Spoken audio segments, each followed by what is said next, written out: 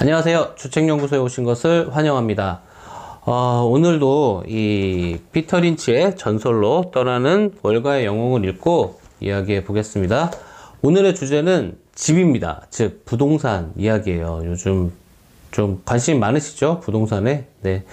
이 책의 소챕터에 보면은 투자자의 자기진단이라는 소챕터가 있어요. 주식을 매수하기 전에 이 세 가지 질문에 꼭 대답을 해야 된다, 이렇게 나와 있는데, 이 질문이 뭔지 한번 보겠습니다.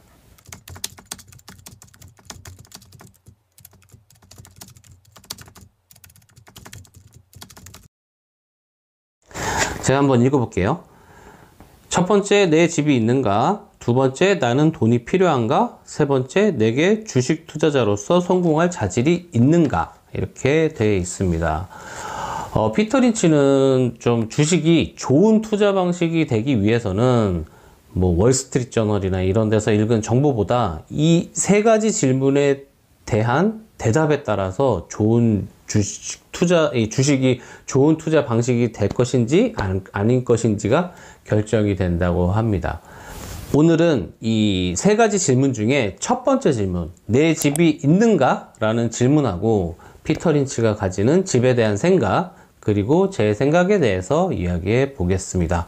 그럼 주택연구소 오늘의 연구 시작하겠습니다. 출발!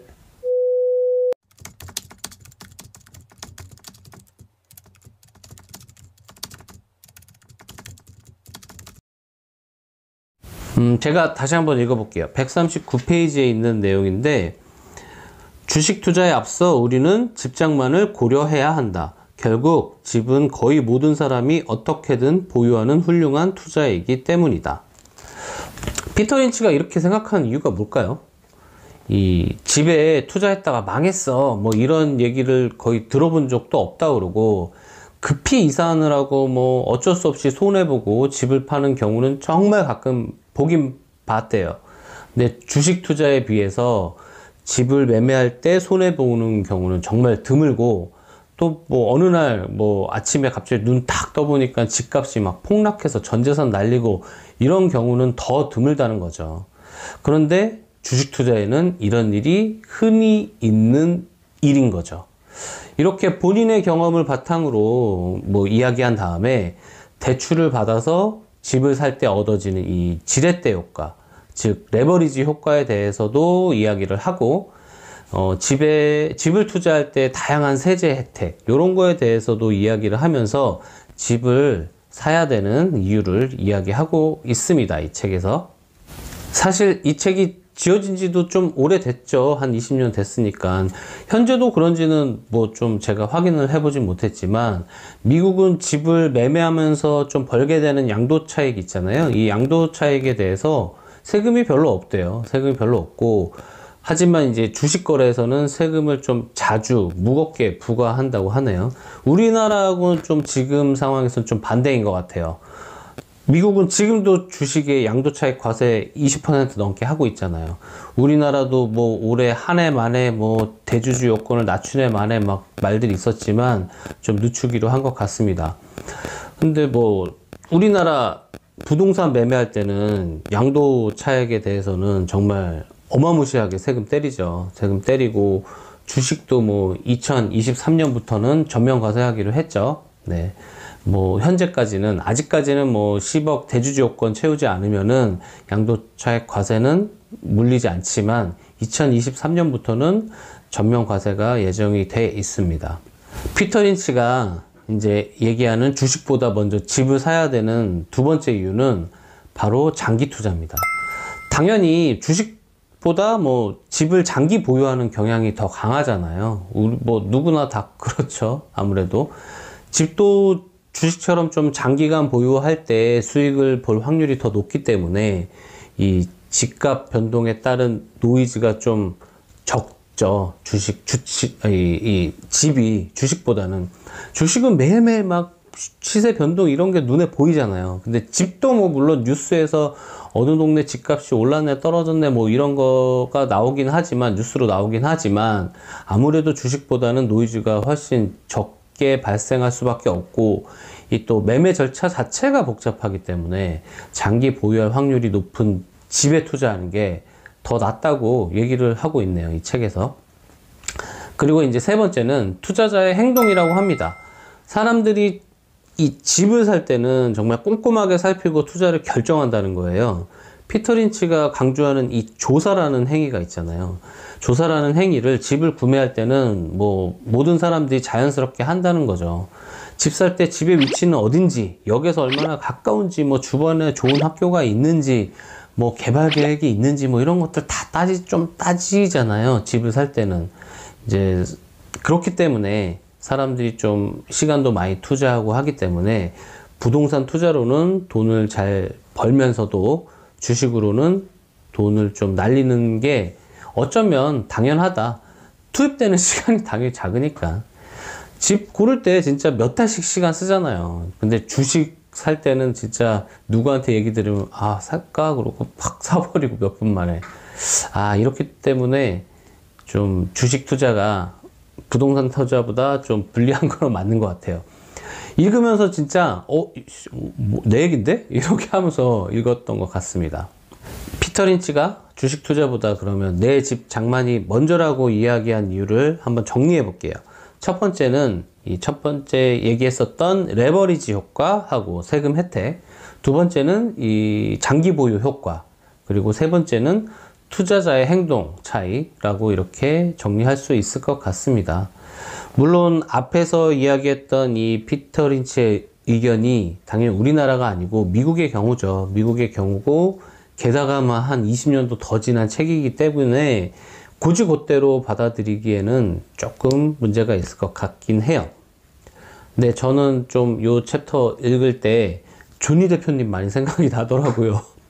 존니 대표님은 집 사지 말라고 하잖아요. 심지어는 뭐 집 살 돈으로 아니면 전세 구할 돈도 월세로 돌려가지고 남는 보증금으로 주식 투자해라, 이렇게 말씀을 하시잖아요. 그런데 이제 주식 투자의 대가라고 불리는 이 피터 린치는 집부터 먼저 사라고 하시네요. 좀 의견이 달릴 수 있는 거니까. 제가 좀 찾아보다 보니까 그 앙드레 코스톨란이라는 좀 헝가리 분인데 다른 주식 투자의 대가가 있으세요. 이분도 좀 집 투자의 중요성을 책에서 언급하신 적이 있더라고요. 아직 제가 그 코스톨라니 책은 못 읽어봤는데 꼭 읽어볼 거니까 그분 의견도 나중에 꼭 다뤄보도록 하겠습니다. 지금까지는 전문가들 의견이었고, 평범한 이 대한민국 직장인 주린이인 저의 입장에서 저의 의견을 한번 말씀드려 볼게요. 공감이 되나 한번 들어봐 주세요. 저는 솔직히 집 마련이 우선인 것 같습니다. 바로 좀 지난 영상에서 제가 주식이 투자인가 도박인가 뭐 이런 거에서도 얘기했지만, 주식은 좀 위험하잖아요. 위험한 자산이기 때문에 정말 내 최후의 안식처가 될 수 있는 집까지 없는데 이런 위험한 자산에 투자하는 거는 조금 더 위험하지 않을까 싶습니다. 그럼 또 이렇게 얘기할 수 있어요. 요즘 집값이 얼만데 그럼 집 없는 사람은 주식 투자 아예 뭐 하지 말라는 소리야 뭐야, 뭐 이렇게 얘기할 수 있잖아요. 맞아요. 진짜 요즘 진짜 빚내서도 사기 힘든 세상이 진짜 돼버렸잖아요. 힘든 건 사실이죠.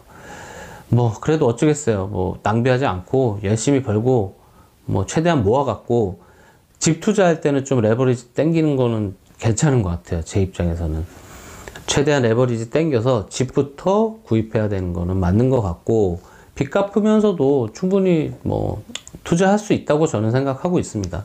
뭐 예를 들어서 제가 3억이 있다고 가정을 해볼게요. 그리고 6억짜리 집을 사고 싶은데 내 돈 3억하고 3억 빚내서 샀으면 뭐 이자율 4%라고 치면 이자 한 달에 1200이잖아요. 아니 1년에 1200이잖아요. 그러면 한 달에 100만 원인 거고, 그러면 좀 월급 받아서 생활비 쓰고 이자 내고 최대한 아껴서 남는 돈으로 투자를 해야 된다는 거죠. 제 의견은. 졸리 대표님 말씀대로면 3억이 있으면 보증금 1억에 월세 100만 원짜리 집에서 살고 남는 돈 2억 가지고 이제 주식 투자를 하라는 말씀이시잖아요.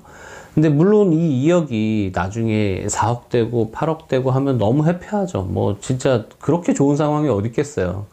근데 주식에 100%가 없으니까 진짜 대표적인 위험자산 중에 하나잖아요. 주식이라는 것 자체가. 뭐 집이든 주식이든 좀 장기 보유해야 수익 날 확률이 높아지는 건 뭐 여러 통계에서 입증이 됐잖아요. 근데 많은 대가들이 또 좀 탐욕하고 공포를 이겨야 시장에서 이길 수 있다라고 얘기하는데, 내가 편히 살 집도 없는데 이 탐욕과 공포를 이겨낼 수 있을까? 이 탐욕과 공포라는 좀 무서운 심리에 휘둘릴 가능성이 더 높아질 것 같습니다. 좀 살 집이라도 있으면, 좀 그러니까 든든한 뒤에 백이라도 있으면 좀 다스리기 힘들다는 탐욕과 공포라는 요 심리도 어느 정도는 의연하게 대처할 수 있지 않을까? 라는 게 그냥 제 개인적인 의견입니다. 네, 오늘은 주식대가 피터 린치가 이야기하는 주식보다 이 집부터 사야 되는 이유와 제 생각에 대해서 한번 이야기해 봤습니다. 오늘의 주책연구소 한 줄 메모는 최후에 몸을 맡길 수 있는 은신처 정도는 있어야 탐욕과 공포를 다스릴 수 있다 라고 정리 한번 해보겠습니다.